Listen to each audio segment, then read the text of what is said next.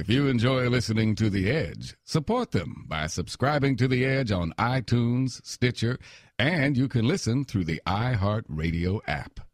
Get busy listening. This is The Edge. The advantage it means. They let guys just spit on me for no reason. That's horrible. Is there some comfort in uncertainty, do you think? You're a degenerate. Because Australian Shepherds need action. Wow. Yeah. This is The Edge. That's a self-loathing term that I use. Oh, got it.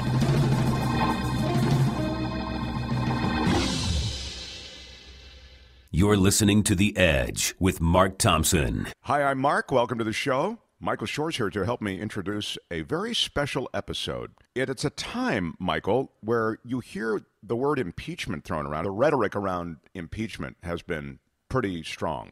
It has been, and it gets stronger. I mean, you hear members of the Democratic Party talking about it, members of Congress in numbers of one or two more each week as each week goes on. Karen Bass, who, full disclosure, is my representative, said this now could rise to impeachment. And here's the kind of thing that you hear. We know Donald Trump Jr. confessed to at least trying to conspire with a Kremlin-linked lawyer 2 weeks into the presidential general election campaign in hopes of getting dirt on Hillary Clinton. But lost in the now standard maelstrom of our lives is the stunning reality that Donald Trump Sr. also all but confessed to trying to conspire with Vladimir Putin to clear the path by which the Russians can come back and attack our midterm elections next year and our presidential election in 2020. This sort of stuff goes on, and there are blog posts like this and video blog posts like this. That's Keith Olbermann, but there are many like it all across the internet. So what we did today, on this episode, a constitutional lawyer who has an expertise in the area of impeachment joins us, and that guy is my dad. I love that. And he, as you'll find out in this episode, didn't want to do the show, and not for the reasons you think. So we'll get to that a little bit later. We'll start with the Fast 15 with Michael Shure, some politics and other stuff, if we can get Michael to stick around. And I want to remind everybody that if you haven't yet, visit our webpage, edge-show.com. And when you're there, there's a place to leave us a little something to help keep the lights on. There's also a place to do your Amazon shopping. You click on the Amazon link. Anywhere it says Amazon, that's a link. It takes you through, Michael, to the same Amazon you would be normally. And if you're a Prime member, it doesn't affect your Primeness. It does not. In fact, your primeness is more celebrated with the click-through from edge-show.com. Yeah, it's celebrated here. Yes. And we get a little piece of whatever you spend. In that way, it helps support the show. And every dollar you spend, every dollar you leave on our website stays with the show. No one makes any money on this podcast. Of that, we're certain. Fast 15 with Michael Shure. And then my dad talks impeachment with J. Elvis Weinstein and Laura House, who will join. Two very smart people. All right, let's get it going. I want to thank you for all the ways that you support my friends on the Edge podcast. And if you haven't already, why don't you show your support and subscribe? What's the matter with you? Go to Edge Show. Oh, it's Edge Dash. What's with the dash? Stupid. All right, I want to thank you for all the ways that you support my friends on the Edge podcast. Show your support and leave something on their website, edge-show.com. Stupid. Why is there a dash? edge-show.com. Time for the Fast 15, politics and more with our Michael Shure. Oh, thank you all. Respectable greetings. Yeah, these are the Triple F, the Fabulous 15 fans. So yes. We like them. Always excited to speak with you. We started doing this before the election of Donald Trump because it was such an odd time in American life. The political world really was blowing with winds that we really never seen before. And hey, I was on the road with it too, so it was a way to bring it back to this audience and talk about what it's really like out there. That was fun. And now we've stayed with it in a way I'm so grateful because, as it turns out, this is the wildest ride politically imaginable. Now with this news out of Washington about the Russians, and let's for a second just follow the bouncing ball on this. This meeting happened from an acquaintance that Donald Jr. made at the Miss Universe pageant. Correct. In 2013. How many acquaintances do you have from the Miss Universe pageant in 2013? I don't remember any of their names. It was really an acquaintance fest. Yeah, Too bad you missed it. It involved Miss Universe 2013, a singer who helped stitch it all together, a singer whose father is a jillionaire like Trump. Right. And then the Russian connect is through a lawyer who is a bulldog lawyer, this woman in Russia. Right. And if you read about her, she's someone who's been she's very lined up with the Kremlin and has helped the Kremlin vanquish those who dissent with the Kremlin. Right. And if you're lined up with the Kremlin, you're presumably at that level lined up with the KGB. I would imagine that there's knowledge, certainly, of what she does. And so we end up with a meeting that this lawyer helped stitch together. You know, it's first talked about when the headline was just breaking. It was like it was a meeting with this woman who was interested in promoting the adoption of Russian kids in America. But in truth, this woman is that lawyer we talked about, and the Russian kid adoption is part of a Russian sanction that had been imposed by the U.S. Yeah, that's right. And what this whole thing in sum total is a meeting designed to pass along information that could be damaging to Hillary Clinton for the campaign of Donald Trump to win the presidency. Which was the sort of seducing factor in this meeting. Right. It was, I think, the top line in the email. So the email is very damning. The admission to the email is very damning. The excited nature that Don Jr. responded to that email, the excited manner in which Don Jr. responded to that email is damning. So none of these things are very good, I wouldn't think. No, I mean, they don't touch the president as of now.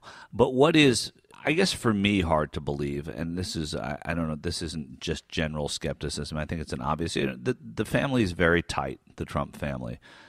We know how Donald Trump, the candidate and now the president, drools over Oppo research, right? That Don Trump Jr. and Paul Manafort and Jared Kushner would have a meeting with somebody who promised dirt on Hillary Clinton, and he was not privy to the fact that that might happen, is hard to believe. It really strains credulity to think that there's a way that one of them didn't say, hey, Dad, or hey, Don, we're going to meet with this woman. She said she's got some stuff on Hillary. Good. Tell me what you find. Hard to believe he didn't know about it. There's nothing yet that says that he did, though. If he did know about it, what's the problem? Well, on a few different levels. First of all, there are laws in the United States that foreign governments cannot participate or give aid to any candidates or campaigns in the country. And people think that's just money, that you can't solicit funds. You cannot solicit any assistance from a foreign entity. Now, I'm going to defend the Trumps in this case. If you hear information, to know that you're breaking the law by having someone say, Hillary Clinton stole a pack of Twinkies in 1978, I don't think that you would make that connection that you're breaking federal law. I wouldn't make that connection, certainly. However, Paul Manafort was in that room. He knew that. And if Donald Trump and his campaign people were going into conversations like this could not have been the only one. I wouldn't imagine. Let's say it was. I don't think Donald Trump, the candidate and the president, is necessarily excused for not knowing it. You just don't do that. You report that this is going on. A call should be made to the FBI or to someone else within the campaign structure and say, hey, listen, this is happening. I think Manafort is the person who is most reprehensible for having been there because he's an old hand at campaigns. He's responsible for knowing that this is against the law. It didn't seem ever to stop him, though. I don't think this is a very sophisticated bunch at all. I mean, nothing they've done suggests sophistication on any level. Well, that was their selling point. I mean, that they're not sophisticated, that they're not Washington, that they're learning as they go. And so let me turn that positive for Trump for a second. It was this ham-fisted attempt to try to get information, and they just didn't even consider the consequences. Now, that doesn't turn it positive for him and in the sense that he's playing this underhanded, dirty tricks, tactic of the sort that we've heard about from the history of political time. Right, but I know what you mean. It's like another piece in his own marketing that works for him too. It's consistent marketing. Hey, we never told you we were going to be this way or that way, but what the people that I was campaigning for in the Midwest, they wanted me because I wasn't like all the others. I just don't think it's going to stick to him. Here's the thing, Mark. No one thing is going to undo it. This is a matter of accumulation of facts, accumulation of a nefarious activity. Robert Mueller is going to be there. Nothing changes until a Republican changes. And as soon as a Republican changes, then it will become somewhat contagious, and they're going to see that there is no advantage to supporting this president, especially if legislatively the Republican agenda continues to fail in the Senate and the House. Because then they say, well, this president is not helping us legislatively. We have to go back. We want to do the things we want to do, whether you and I agree with them. They want to change healthcare. They want to change the tax code. They have to go back to their constituents and say, we did it. If they can't, then they'll jump off the ship. I've said from the beginning, 9 to 15 months. That's my frame of when Republicans will start leaving the reservation, and nothing's going to change till it does. But the cumulative effect of this is helpful to the people that want to resist this presidency, and it's harmful to the presidency. And that drip, drip, drip, that cumulative effect as it pertains to actual removal of this presidency, we'll get to that in the second part of this episode. Before we leave this subject, it's really important to talk about the work that these print journalists are doing at the New York Times and the Washington Post and the Boston Globe and in so many different papers right now, Wall Street Journal even. This is all the fruit of their labor. It's all the fruit of people believing in newspaper reporters and newspapers, because that's where the real journalism is happening, and that's where these things are being uncovered. Not to discredit anybody else, but all of this is from print journalists and the license they have and the sources that they cultivate. Really important to remember that all the time. Google and Facebook and these big companies aggregate and repurpose a lot of this investigative reporting, and then they use it to promote clicks on Google and Facebook. But they don't actually enterprise any journalism on their own. And so you end up with a situation that we have now where you have institutions of the sorts you're talking about. They're all declining. They're declining in revenue. They're declining in ad revenue because the ad revenue is going digital.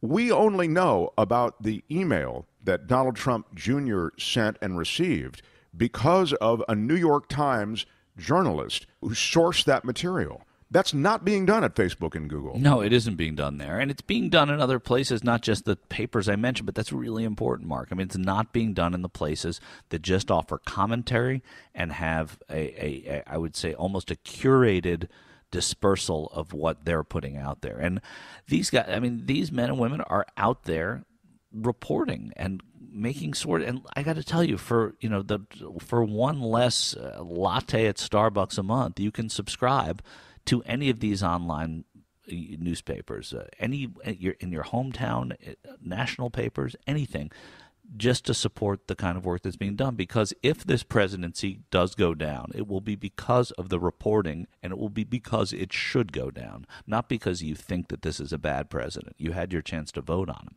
But if something happens here, it's because the reporting brought to light, shed light on exactly what's going on. Hey, if nothing happens here, but that light was shed on this, it's still important information. Correct. No one has to go down for this information to already have great value. That's absolutely true. And it's why the presence of Jeff Bezos on the side of the newspapers as the owner of he owns Amazon, founded Amazon, but he's the owner of the Washington Post as well. Why his presence on that scene is really important, because of his ability to straddle both sides of that. I think there are people that are hopeful that this will work out for the better because of his presence. And you have to say that a lot of people wondered why, and from a business standpoint, he bought the Washington Post, and I think a lot of people are grateful for it. At a time when you can float this stuff about millions of illegal votes went down in the election, and then that becomes not only a story, but something that actually leads to a federal investigation on something that's clearly sort of manifestly not true. Right, and law, and you had Kobach, who's on the Special Commission, Election Commission, asking for everybody's information, personal information, addresses, voting habits from all 50 states, and it comes out of a fake story. People ask me, why do you get the newspaper? You get the LA Times and New York Times. Well, you can just read it online. I know, but I like to support them with home delivery. I want to support them as much as I can. It's the equivalent of throwing money at a podcast that you like, but in this case, I think the imperative to I see what you did just there. Yeah, support these companies is even greater. Then there's the having nothing to do with that, which I agree with you 100% on. But it's also, I think people who grew up or of a certain age, which isn't even that old, it's a tactile experience reading the paper. I mean, the truth is I love the paper. I like to lay it on the kitchen table. I like the fact that the news is curated. I like that their headlines where they are. Maybe I need that almost. I need an editor to go over everything. I mean, when you're your own editor because you're getting your news from Facebook or whatever, I think it's pretty hard to prioritize. Right, and you also stumble upon stories when you read the paper that you wouldn't wouldn't stumble upon when you're online because you're looking for the things that interest you, but you're not going to, a cool obituary or a feature article or just, in Paraguay there was an uprising. I wouldn't necessarily get to that online. That's exactly right. In fact, a lot of articles exist in the printed paper which don't exist online, and I know this because I've tried to find them online to send them on to people, and they literally don't exist. So you clip it and put it in the mail. Like old school. All right. And the chief executive of the New York Times' name is what? Mark Thompson. The chief executive, Mark Thompson. That's right. There's so many.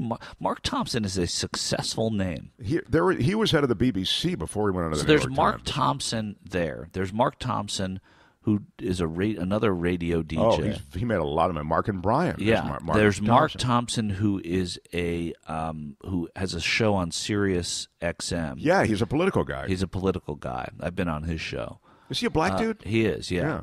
As a matter of fact, his name he uses an African name as well, his first name, and Mark Thompson. I was going to do that. He's very, very. You should have. It would have worked. He's very good, actually, very, very good guy.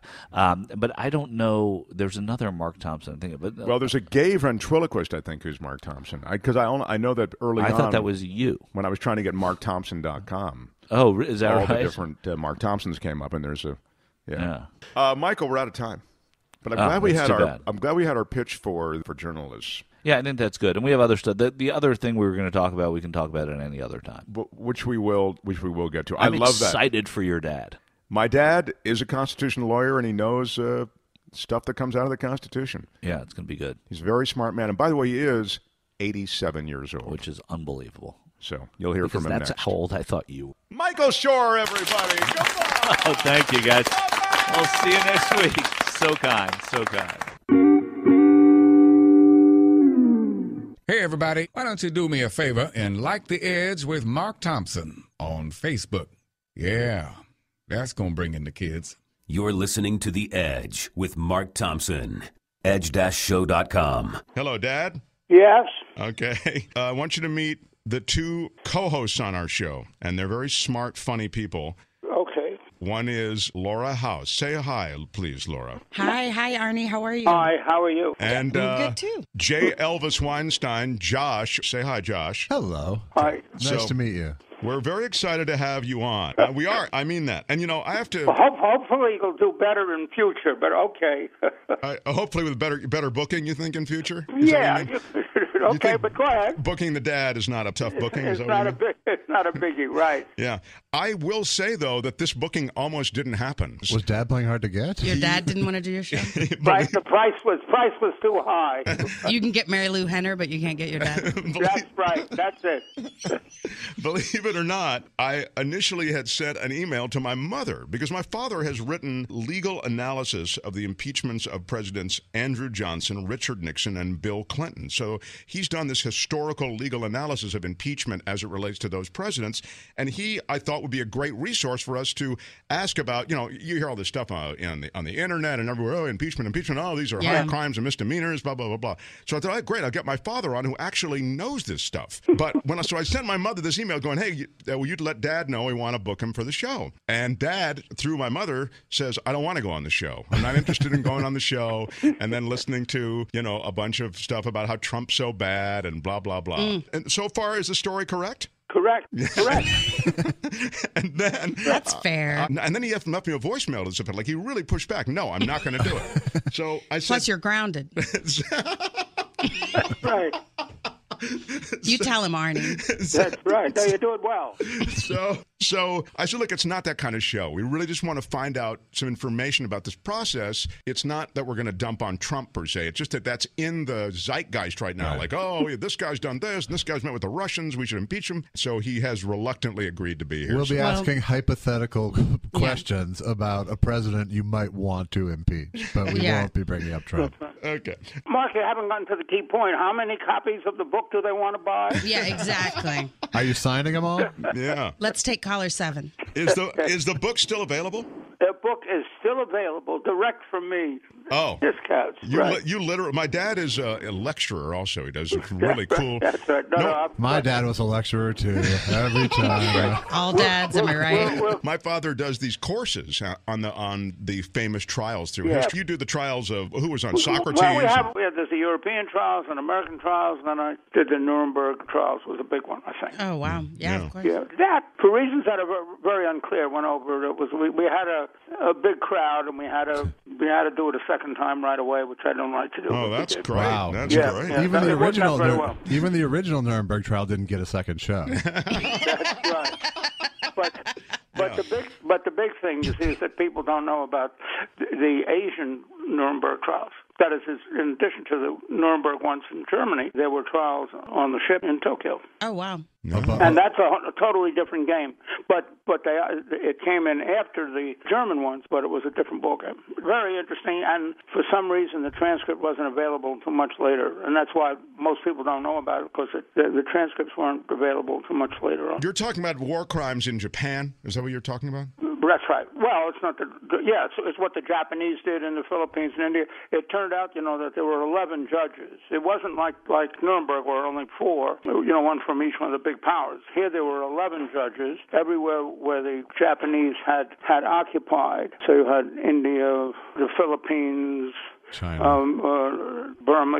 They went through a whole business, and there were dissents here. There were 6-5. It wasn't just as sweet and kind to everybody, because the judges were very angry at giving the emperor a pass. Oh, I see. That was the emperor of Japan wasn't part of it. They were furious about that. Well, listen, I want to dedicate a whole show to that another time. Yeah, let's go. But let's move on. All right. Let's move on. Well, look, we've got our own emperor in this country, and I want to find out what's going on. Okay. Now, look, this guy has been controversial. Donald Trump, our president's been a controversial figure ever since the campaign. That's true. But what I want to do with you briefly is just find out what things even fall into the category of that which you could even mount a case around to try to impeach a president. And the answer is no one knows. Oh, gosh. I mean this seriously. The discussion had taken place both in the Nixon case and in Clinton, lesser extent with Andrew Johnson. There is a question, is this required? The constitutional requirement is that they had to be guilty of treason, bribery, and other high crimes and misdemeanors.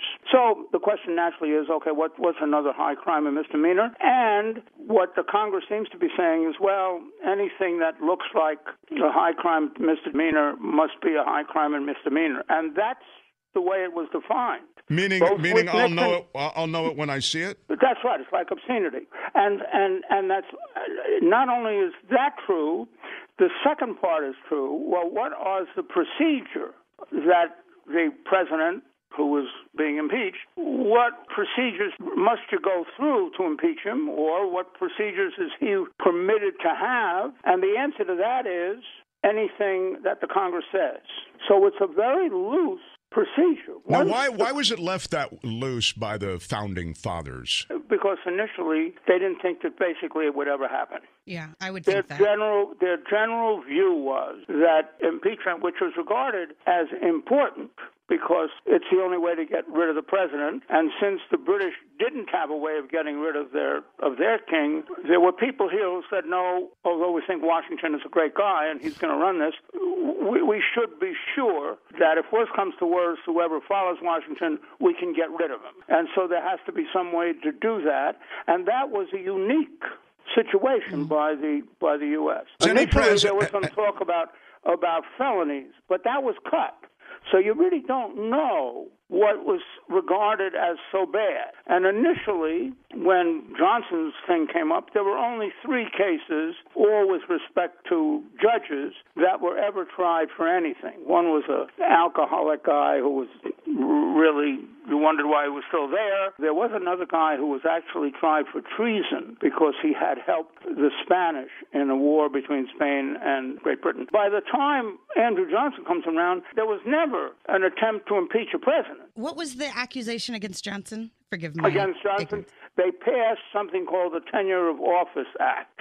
And the idea there was to make sure that we get rid of this guy. There were people, Stevens and Sumner, who felt that what Johnson was trying to do was to reverse the Confederacy, reverse the results of the Civil War. And they just weren't going to let that happen. And the way to do that was to establish a law whereby the President of the United States could not remove a cabinet officer. There's a lot of questions whether that was legal or not, but they tried it. And Johnson said, well, we'll go to the Supreme Court. And the Congress said, we don't give a damn what the Supreme Court says. We want to get rid of you. Okay, so if you have a Congress that is in the opposing party, much higher chance of getting impeached, like Clinton, right? So this guy's kind of got a lot on his side, it seems. It's always going to be a partisan game. Okay, now, initially, the Founding Fathers knew that, but they misread the degree of the partisanship. I think they always felt that this was such an important thing, the impeachment, that you could put partisanship aside when the chips are down. We would never be a country where partisanship would take precedent over. Oh, no. Well, they weren't stupid. They understand that. But they thought that it wouldn't be such that it would overwhelm everything. It became clear when Nixon and Clinton were around, partisanship became an overwhelming thing. And then, of course, there were a series of at least resolutions to Bush, Reagan, Cheney are all people that there actually were resolutions put forward in the Congress to impeach those people. And that was done clearly on partisan lines. Whether they should have been or not is another question. But at least that these partisanship games were there and were very, very strong. I don't think there's any question about that. And whether you could change it or not, and so on. But the idea in impeachment was that the Founding Fathers, if you go back to that, they viewed it that it would not happen much, and they were right until the Civil War, there never was one, that it would not happen much, and when it happens, either the president himself will step down, was a view that some felt, or that it'll be a serious nonpartisan relationship, which was obviously wrong. Yeah. The Founding Fathers imagined a world where shame still existed. Yeah. Well, that's right. Can you imagine? Let's just think about that. I think that's well stated. Although Hamilton was the only one who said, no, it's going to be, but partisanship is going to play its role. He was the one that made a long speech about that. So it seems like Nixon is the only one had his impeachment gone forward. It seems like he was the only one who didn't really have. It was a bipartisan pack waiting for him. Well, I'm not so sure that's true. That is, there has been a lot of discussion, as you might imagine, both on all of these cases. In the Nixon case, some scholars now feel that this was really a legislative executive fight. And you remember Nixon, when he got in the second term, was looking for what he called an American Revolution, because he wanted to change the way we handled the amount of government largesse that was given out. And he was going to change seriously the party structure that was in. Unfortunately for him, the Congress was still Democratic, so it was going to be very hard for him to do it, but he wanted to do it, and he put that forward. And some people feel, there are serious books on this, who feel that that's really what the issue was. Now, Hillary felt the same thing.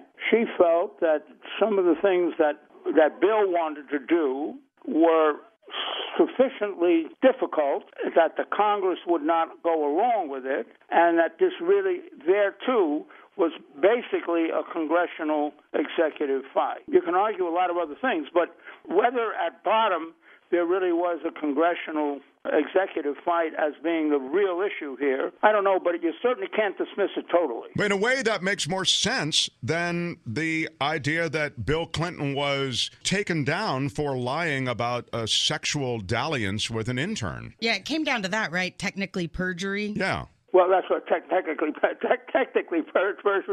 Perjury is perjury, but that's no, but right. I guess but perjury again, is perjury, but perjury about a sex act versus like between two people as opposed to like a war crime or I don't know. I mean, I understand technically perjury is perjury, but it wasn't that big a deal. Well, it was perjury in a civil case, though, too. The argument certainly was made by the pro-Clinton forces that what was really involved here was a middle-aged man who got caught with a young girl and had to lie about it. And that's at least one vision of it that was argued seriously at the time of Clinton. It's not what the judge felt. I mean, there was a judge... Clearly. There was a judge in Arkansas, and she didn't feel that at all. Women. And the court at various times was not as sympathetic. Yeah, no, I get that. I just mean, like, I'm looking at someone now who they, there's unearthing so many ties to Russia and secret meetings and treason and his family committing treason. And it's just a little... It just feels a little more I don't know, and obstructing justice. Offensive I think to me. You got to watch, but in all fairness, you got to watch the treason stuff. It's very hard under the Constitution to commit treason. Very hard, because the founding fathers there felt that what was being done in England was that people were hung because they said something against the king. So here, what was desired was we want to soften this treason business because look what the king did. And so you had to have ways, and the treason issue in terms of the two witnesses, and it has to be an open fight in which you have to be giving benefit to the enemy and so on, was very clearly stated. And despite what it says in the Constitution, which alone is very tough, there was, during the ratification process, part of the Bill of Rights and the speech part of the Bill of Rights was being argued because of people who still didn't trust what would happen under treason. Although treason is difficult under the Constitution, there were people who still worried about the way it was implemented. It was the idea of treason in the Trump game here, it's very hard to do it. I mean, if you're really trying to set it out. Yeah, it's not just taking meetings with Russians. There's not enough here to make it go anywhere. Yeah, but that's what it seems like. I know people can say it because that's part of our free speech partisan system, but that doesn't mean you really got a case here. No, I mean, to me, it seems like obstruction of justice is a stronger, or better a case than just loyalty to the country, almost. What happens if you obstruct justice? I mean, I'm not saying it's a good idea, but what do you do if you do it? Is that a high crime or misdemeanor, or? Well, I mean, I could answer both right now. I'm on the more of the high crime and misdemeanor side of the spectrum, but there's plenty of people who seem to think that's just business as usual. But when you fire the person leading the investigation against you and then claim you fired them because they're leading an investigation against you that you don't like, that seems like you're obstructing justice to me. Well, who did he didn't fire Mueller, did he? No, but he fired James Comey. Comey. Well, it's a bit unclear which side Comey was on. I never could figure that one out. I mean, whether he was anti-Hillary or anti-Trump. I think he was anti both of them, but I think he felt he was on the righteous side of both coins. Well, yeah, I think that I gave some sympathy to Trump's view that this guy just liked the limelight. But even if you like the limelight, I guess Josh's point is when you say I'm getting rid of this guy because this investigation is clouding my administration, I want to get on to what I really want to do here, which is make America great again. I guess Josh is getting at, isn't that admitting that you don't want the justice system to go on obstruction of justice? And being being a showboat in Washington has never been a crime. That's true. That's true. How could you get ahead unless you do that? Yeah. Right. Okay, I'll buy that. Either that or you have Max Scherzer pitching. Either way, the only way to win. So it sounds like what you're saying is, I mean, in summary, they've left this deliberately vague. They didn't think it was really going to happen. It's clearly a political process, as you said. And if you don't have Congress in your corner, then you could be subject to impeachment for any number of reasons, even if they just want to remove you. And if you do have Congress in your corner, which is the case with this president, it sounds like you can do any number of things and you're not going to be removed. I think both of those are very good summaries of where we are. Well, that's a fine kettle of fish. I'm going to need a minute. But I think that's true as to what the situation is, right? Could someone just hold me? You're going to France? Is that it? Well, I wish. Yeah. By the way, you always hear that this system is the best system in the world, But, our democracy is the best democracy in the world. The American government's the best government. I don't know.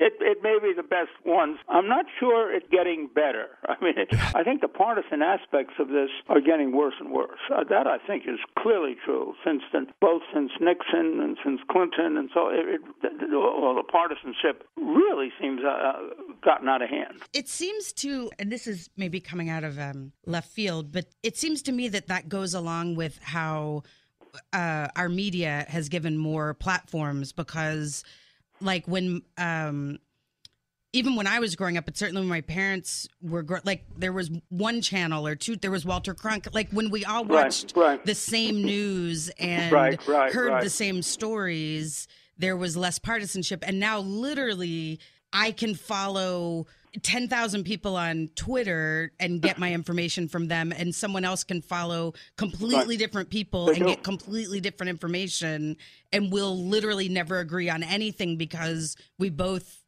are fueled completely independently and with completely different stories. Oh, I think that's right. I mean, cable television has, arranged that if you can't get the views on cable television, then you must be dead. Yeah, I mean, it's so personalized now. It is. It's very, very much so. And I don't know whether there's much. I'm not saying much you can do about it. There must be something, but it should be a way to sort of soften some of this. I mean, I think the downside of the Cronkite days, though, too, was that even though we all agreed upon a set of facts, they were a set of facts that a much thinner funnel was feeding us, and that there was much more of a governmental thumb on the scale for a lot of that news. Yeah, I think that's true. Although the Vietnam War, I guess, was another thing that sort of split the country a lot. Well, that was maybe the real turning point in what Josh is talking about. It feels as though the Vietnam War was the time that the media all of a sudden felt a sense of responsibility to bring home an unvarnished truth, really independent of what government spokespeople were saying. Maybe, especially when it was combined, because the year was combined with the Civil Rights Revolution. Very 68, true. 68 was a big year in terms of just what was going on in the world. And whether you went along with newscasters or whether you trying to make an independent judgment, very tough, I think. Very tough to know. You're 87 years old. Let me ask you a question. Are we all going to tell our ages? What brought that in? Well, because I want to ask you a question that requires some perspective, and I think it's really cool that you're 87 because you need perspective on this. I thought he was using it as an argument to your previous point, which didn't seem very nice. What the hell do you know? You're 87. And I don't think anyone else should have to state their age. No, I promise that will not be the case here. Or should we just start every... You? 46? When were you...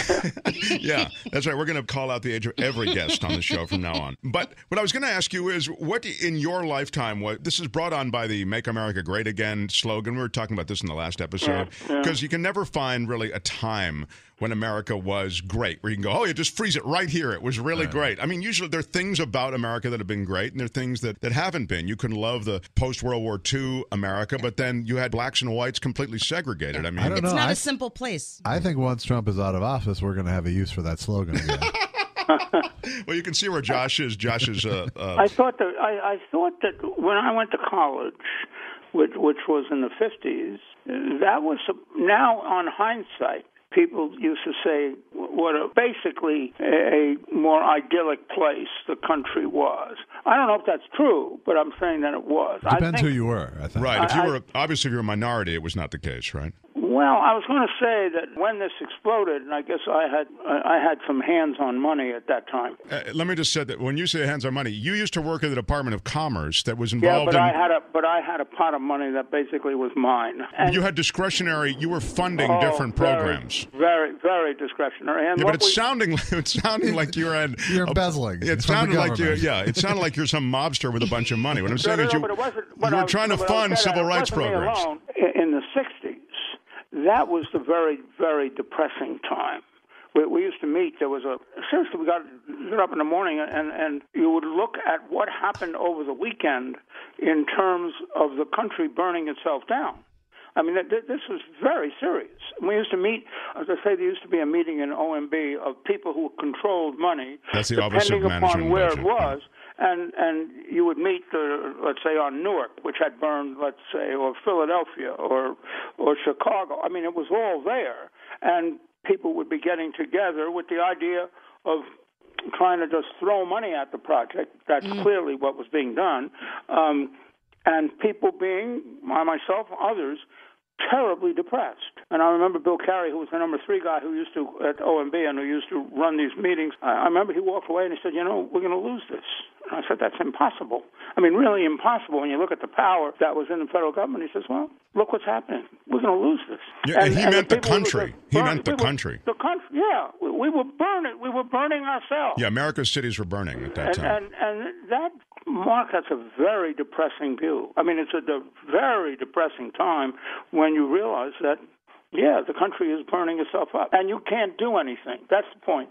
These were high-level, or reasonably high-level government people getting together and realizing they couldn't do anything. The economic divisions that are greater and greater each year in this country now, many point to as the precursor for that.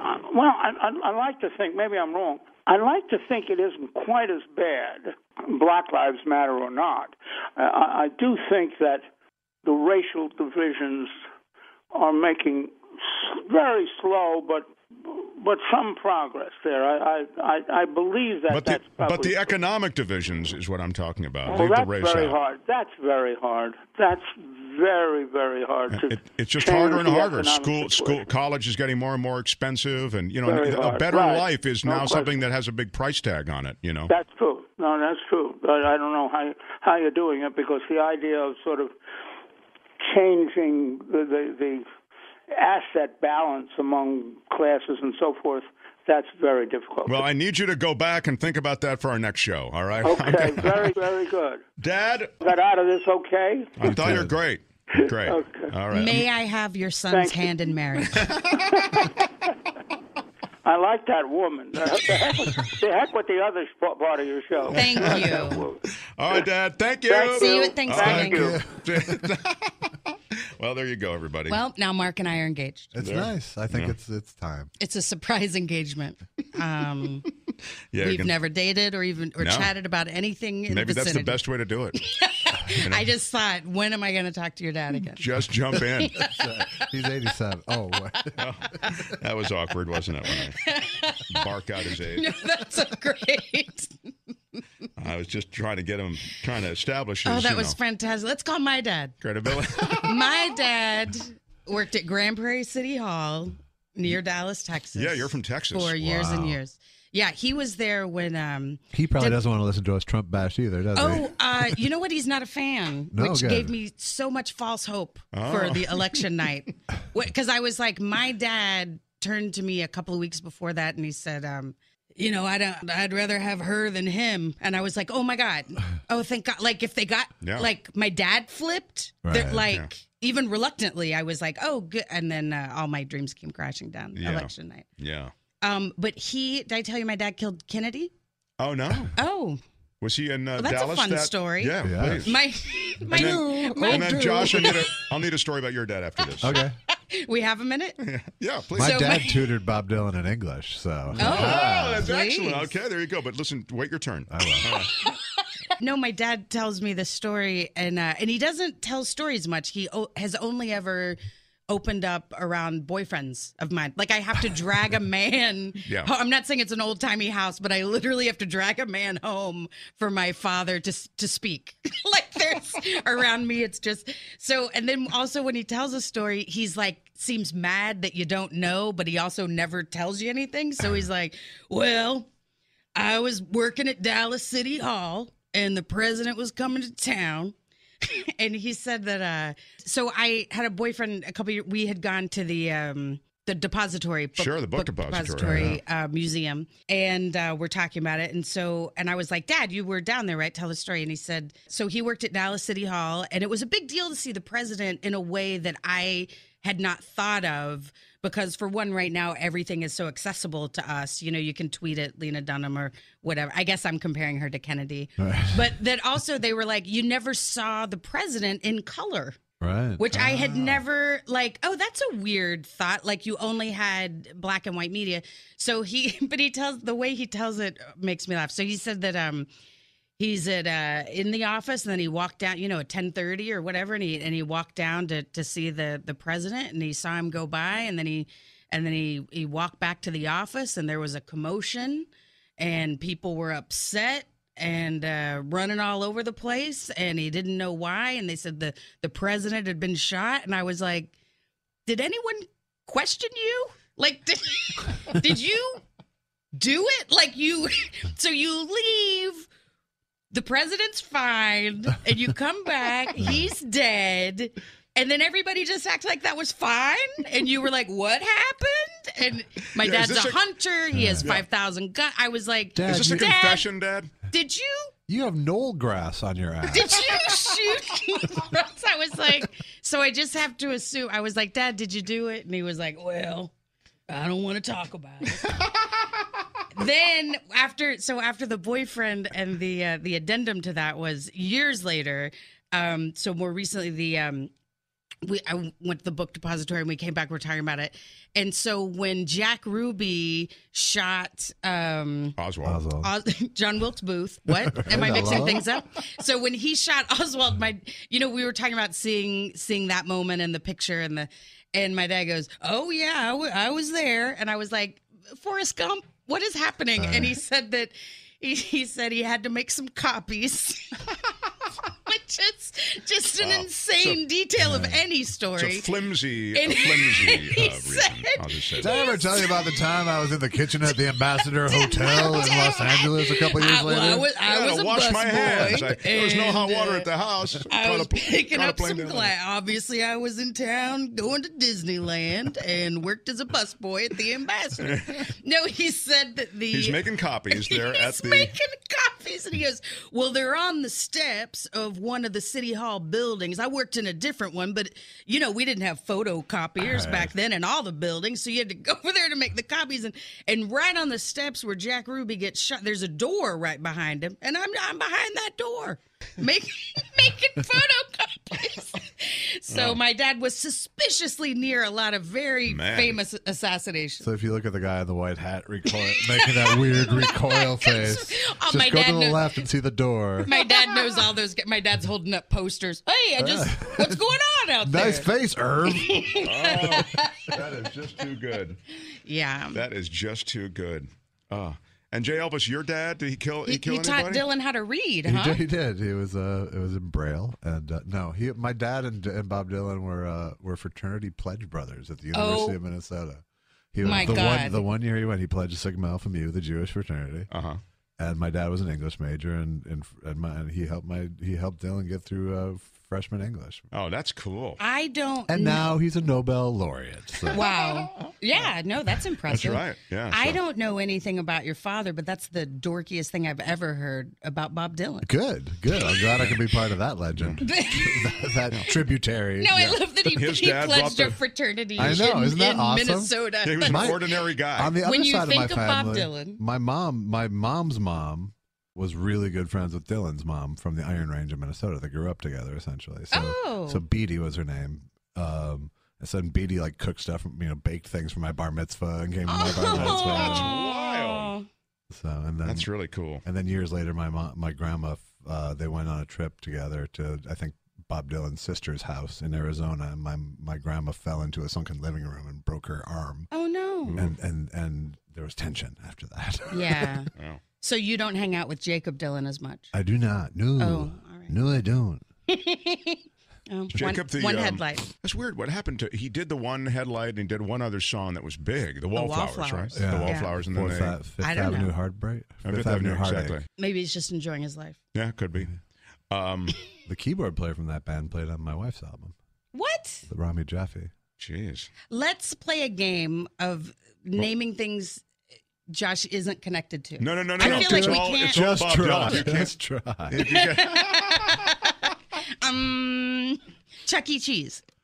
Ate there, played there. I remember tutoring my freshman roommate in philosophy. There's a core course you had to take called Philosophy and Religion, just to expose you to. And he was there on a scholarship, tall dude. He was a wide receiver. And he was from Pittsburgh. So, hey, Mark, I'm from Pittsburgh. Pittsburgh used to talk like that. And he was such a nice kid, but I mean, just really. Are you wanting to say dumb? Dumb as a stick, man. As a long stick. And it was not an easy school. I'm thinking, this guy is going to have a rough time here. I don't know how this works. Like, I really didn't know about football scholarships firsthand like this ever. And that man is Al Gore. Wait, what? That man is, I can't wait. John on the philosophy final, they gave us all the questions ahead of time, 12 of them, but they're really complex philosophy essays. So, like, if you were to do them all, it would take days, right? So you kind of handicap which ones you think they're likely to got it. ask, and then we outlined all of them, looked at all of them. I think we answered about 8 of them. So I take him into the final. We go in at the same time. It's a blue book final. Back then, you write it out like longhand. You got to still do. Back do you? then, we did that when I was in. What do they do now? I guess that's it. Josh says they still do it that way. Yeah, no, my wife brings them home to. My wife's an English professor now. So good Lord, there's nothing he's not connected to. Exactly. He's got. I told you, try me. That's amazing. I love Stump Josh. So it's a 2-hour exam. There are 4 questions, and all 4 of them, the ones we outlined in depth. Anyway. Blah, blah, blah. 2 hours go by. I meet out front on the front steps, and I went, everything that we talked about was there on the exam. And he said, it was so great. I was so excited. I love that we talked about it, and I wrote it all out. And it was like talking to like a 10-year-old. Just didn't, this guy must really be able to catch the ball. You know what I mean? So he said that first question about God, I wrote and wrote and wrote. I just didn't even have enough time to finish that first question. And that's all I have to say about that. It was a Forrest Gumpish kind of. He had thank you. It never occurred to me he had a Forrest Gumpish vibe and rhythm to the way he spoke. But then it occurred to me right at that moment. Something's. And I didn't tell him. He said I ran out of time. That's what. You did put something down on each question, though. You answered each question. He said, Mark, I wrote so much on that first question that I ran out of time. I didn't have a chance to answer the other questions. I said, wow. If you came up with some philosophical genius thought that had never been thought of in the history of philosophy on this exam, and you still only answer the first question, you're only getting 25 points. Each question is worth 25 points because there are 4 of them. And needless to say, why are you lecturing me now, Mark? You're like your father. You're a lecturer. You should have mentioned this before the test. He was so sweet. You couldn't be mad. You just felt, oh my God. And sure enough, the next semester he wasn't there. Right. And we lost the SEC championship. And I blame myself for that. I killed off the school's chances. I really need it to end with him being just a beloved, absolute. And no, and that guy is Lynn Swan from the That's right. I only finished the first vial of crack. I could not get through all 4. It was not Lynn Swan. Better make that point. Well, let's spend a moment thanking everybody and just noting the fact that Josh has a podcast. It's called Thought The Edge Spiral. with Mark Thompson. Yeah. Wait. You have a new podcast. It's called Thought Spiral. I do, with Andy Kindler, who's been a guest on our show a couple of times here, right? And a 20-plus year friend of mine. Yeah, we're on. We just released episode 10 yesterday. We're committed. And you're going in order, so that would be 10 that you've done. Yes, we've done 10. Laura, where can people get more of the magic of Laura House? Twitter, I'm Laura House. I am. The letter I and the letter M, Laura House. And you can stay posted on all of Laura's stuff. Yeah, I'm doing a lot of shows. How to Hate Yourself at the Improv is going great. Dana Gould did it on Saturday. I mean, if you can't get Dana Gould to talk about how to hate yourself, oh my God, you can't get anyone to talk about it. He was amazing. And and the show's been great. They're full. They sometimes sell out. Yeah, that's going really good. Oh, that's terrific. Yeah. I would like to come. Well, I don't know why you keep avoiding me. I should go, I guess. I'm your father's favorite. I am Laura House, and I will. I would love to do that. All right. I'll let you know about it. Can't do it this week, but... That's monthly. Oh, monthly. Good. Oh, that's well, cool. I can't do it next month. That's right. Monthly as an You do a Christmas show? You do a Christmas show? Because I'm pretty busy months. Oh, I hate to adjourn, but I guess we have to. Thank you, Laura House. Thank you, J. Elvis Weinstein. Thank you, Dad. Bye. Thanks, Dad.